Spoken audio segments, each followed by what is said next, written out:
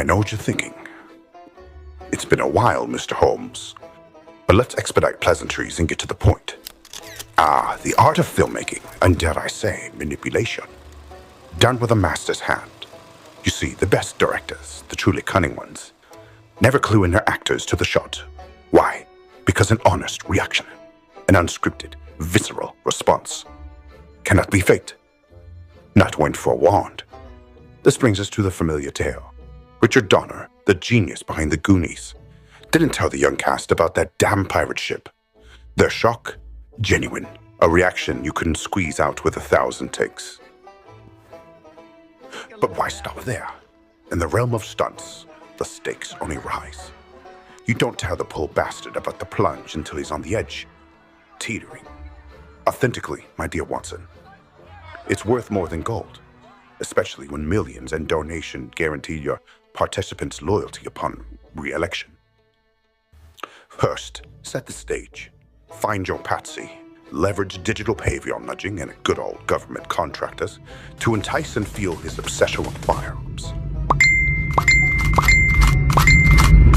Ephemeral content, that's what they use to manipulate us. Ephemeral content. Back off the security. Make sure a leading man fumbles into place, clumsily hovering right on top of law enforcement. Now, the public's blissfully unaware that only trained snipers can pull off multiple tight groupings and rapid fire. Your incel patsy? At best, he's hitting everything but the target, which is precisely why, in the chaos, everyone gets tagged, except, of course, for Trump.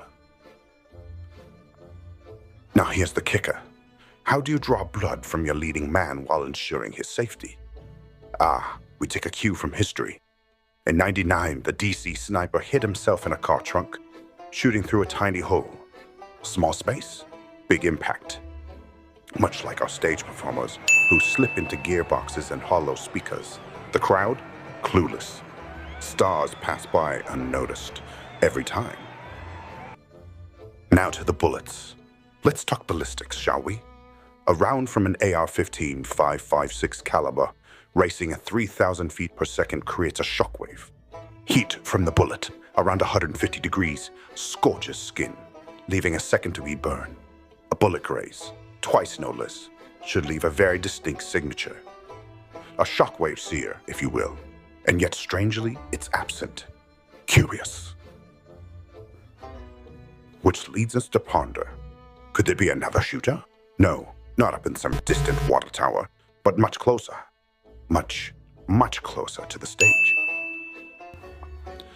Enter the professional trick shooter, a staple of state fairs and Western shows. They don't rely on standard bullets, no. No, they use precision pellet guns. These aren't your toy store plinkers, no. These are highly accurate, capable of breaking skin without the blazing speed of a gunpowder round. Our shooter, placed discreetly in hollowed-out speaker to the president's right, and waits. As the patsy flails and fires wildly, this expert, armed with an Olympic-grade pellet gun, makes his move. Take a look what happened. A quick flick, a graze to Trump's ear, barely noticeable, but enough to sell the act. Trump, none the wiser, reacts as he's supposed to, like a lion, courageous, bold, while lesser men would cower. The public eats it up. The patsy, conveniently dead, stage left. And so, with the trick pulled off, your donors can sleep easy, confident their bulletproof candidate is on his way to a landslide victory. A lion-hearted leader, forged in fire, impervious to death. What a performance. Pennsylvania, and as I was saying,